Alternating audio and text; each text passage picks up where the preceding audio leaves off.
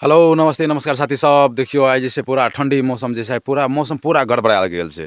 आइए टा नहि, आइ कए दिनसँ जे छै मौसम गड़बड़ायले छै, मौसम सही नहि छै।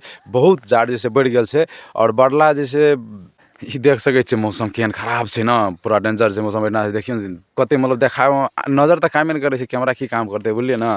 देखियौ बहुत डेंजर मौसम छै और ई कहीं दिनसँ छै, आइए से नहि बहुत दिनसँ, आइ 10 दिन 15 दिनसँ लगभग एहिना मौसम सब करि रहल छै। डेंजर मौसम छै और जनताके बहुत समस्या भए रहल छै।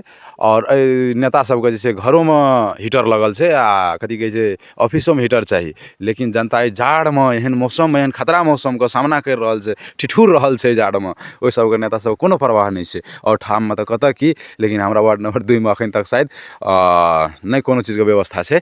तऽ सएह हम कहै लए चाहै छियै, जल्दसँ जल्द किछु ने किछु व्यवस्था करू जनतोके लेल और जनतोके किछु जे छै सुविधा दिअ। हस्त धन्यवाद। जय मधेश।